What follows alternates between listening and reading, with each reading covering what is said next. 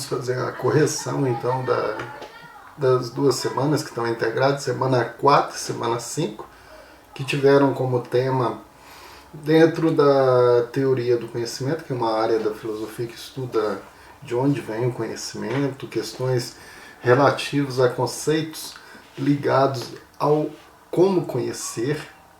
Então nós vimos sobre, recapitulando aí, questões importantes sobre a verdade e a sua objetividade. Lembrando que a gente já tinha feito uma síntese, um panorama sobre as correntes filosóficas importantes na modernidade. E nessa semana agora a gente retomou esse tema da verdade e vendo principalmente críticas de filósofos, em especial Jürgen Habermas, que é filósofo recente, né? Está vivo até hoje e pertenceu e pertence a uma linha filosófica da escola de Frankfurt.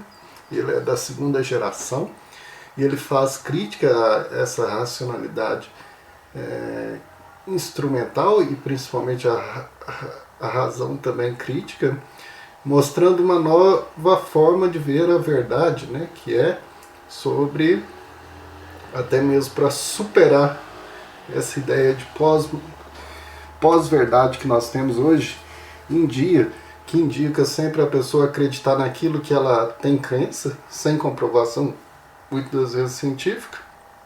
Então o Habermas, ele faz toda uma dissertação, uma defesa em cima da razão comunicativa, implicando assim uma verdade que é dialogada até chegar num consenso. Então nós tivemos aí nas atividades 2 atividades objetivas, muito importante de analisar, de ver, que elas sempre aparecem aí no Enem, aparecem em vários outros contextos, então é bom a gente estar atento a ela. É a número 1, uma da questão de Enem, que já caiu há um tempo atrás. Então fala sobre a fala de Habermas. Uma norma só deve pretender validez quando todos os que possam ser concernidos por ela cheguem ou possam chegar, enquanto participantes de um discurso prático, a um acordo quanto à validade dessa norma.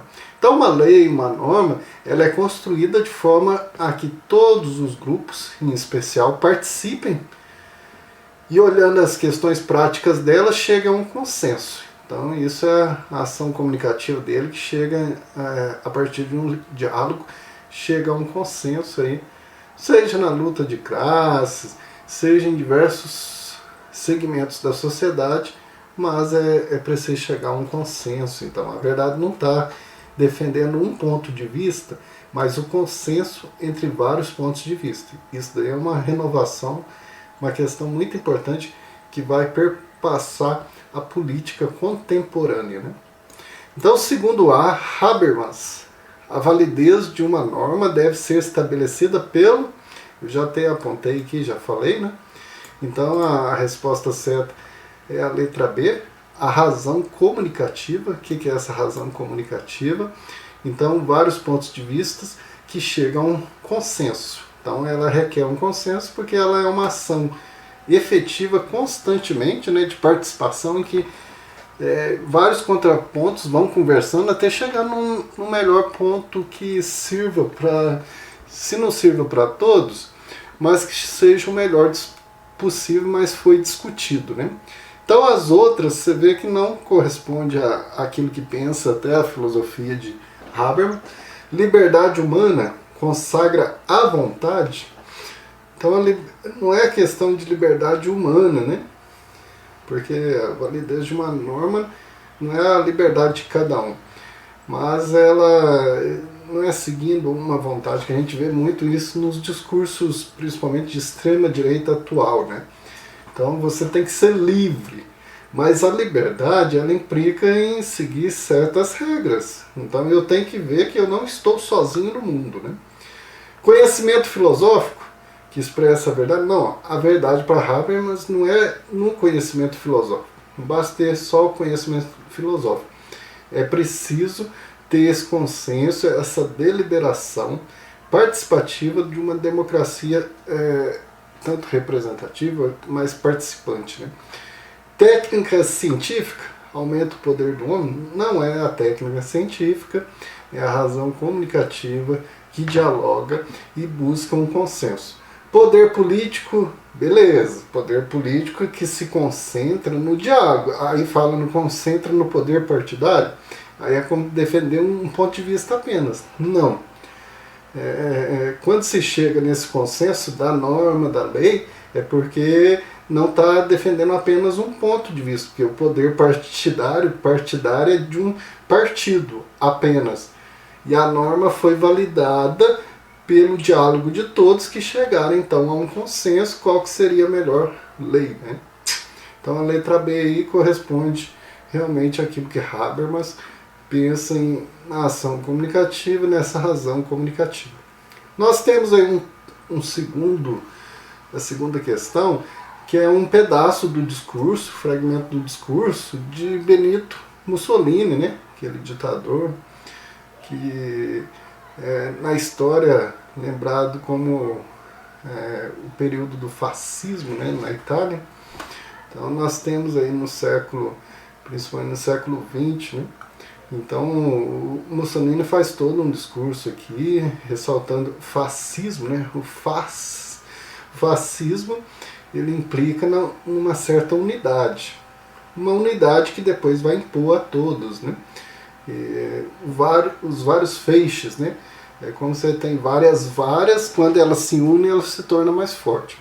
Então, na filosofia, essa questão de unidade é um problema muito, muito grande, porque a maioria dos filósofos críticos, né? Que nós temos filósofo que é meio contraditório, né? Dizer que um filósofo que não é crítico, mas existe, aí acaba, se a gente for ver o conceito de filosofia, ele não é filósofo, né? Mas vamos dizer, por consentimento da sociedade, porque ele teve uma formação. Então ele defende que essa questão da unidade ela é importante, então para um Estado, para um governo, mas a gente sabe que quanto se une, acaba se querendo impor uma ideia, né? Então, aqui, nós representamos um princípio no novo mundo. Eu destaquei aqui aquilo que é principal da fala de Benito Mussolini. E eu vi aí pela internet afora muitas respostas erradas, né? Aqui está considerando esse discurso, com base no conceito da razão comunicativa de Habermas, é correto afirmar que então, o discurso não tem nada a ver com o pensamento de Habermas. Então, se você for ver todas as alternativas aqui, a não ser a D, porque a D opõe-se ao conceito. O discurso do Mussolini, que é um discurso fascista, né, em que busca uma visão que impõe, e nós vimos na primeira questão que a busca de uma lei, de uma norma, é consenso aos vários pontos de vista, aos vários partidos que discutem e chegam no consenso. Então é dialogado. O discurso do Mussolini já é um grupo que impõe na sociedade. Então é um grupo fascista. Então impõe-se ao conceito da razão comunicativa de Habermas, pois se configura como uma ação impositiva de um sobre muitos, de um grupo. Então aqui está a resposta mais correta. Porque as outras está mais de acordo com aquilo que é o pensamento de Habermas e não o discurso do Mussolini, né? Então você pode ver que todas, apesar que letra A e B, aqui há um erro, né, de digitação talvez, porque elas são iguais, mas todas as outras vai nesse campo mais de diálogo, né? Então a gente pode, eu até coloquei aqui, né, a partir daquilo que a gente vê em vários textos de filosofia que representam e dialogam o que é a filosofia de Habermas, em questão da razão comunicativa. A razão humana tem uma dimensão comunicativa, de comunicar, de dialogar, que nos obriga a considerar as relações humanas no plano moral, pois a razão, ao se colocar em um contexto comunicativo, nos obriga a colocar em jogo um conjunto de pressupostos de ordem como sinceridade, respeito, liberdade, etc.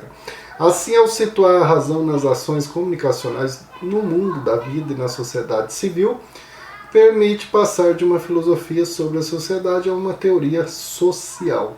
Neste caso, o discurso fala do verdadeiro significado do fascismo para a sociedade e sua concepção de Estado, confirmando os valores de igualdade entre as pessoas e seu papel na conformação do Estado. Então, o discurso do Mussolini, que é um discurso fascista, de unidade, essa unidade, mas no fundo é para colocar uma ação impositiva de um grupo apenas sobre o Estado, usando o poder do Estado, querendo representar o Estado para oprimir.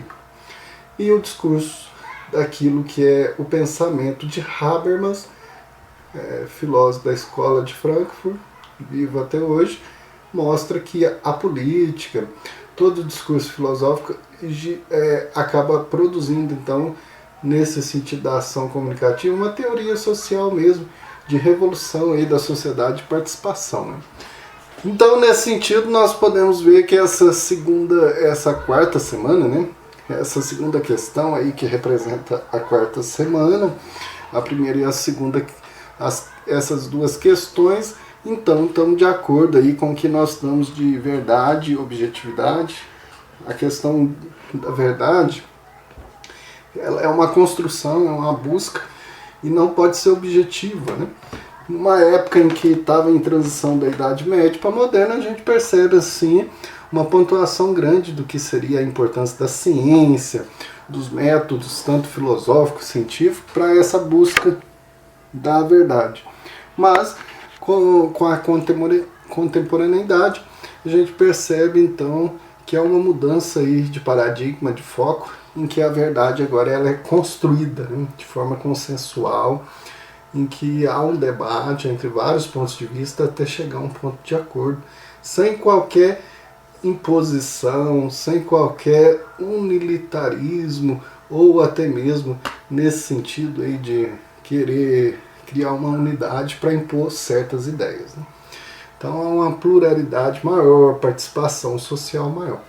Fechamos aí o nosso PET 1 do segundo ano com as 4 semanas, essa quarta integrando quarta semana e quinta.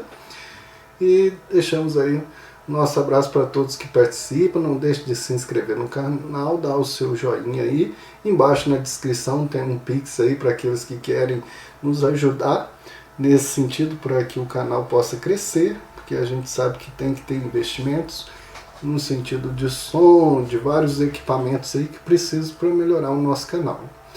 E até a próxima aula, um abraço a todos.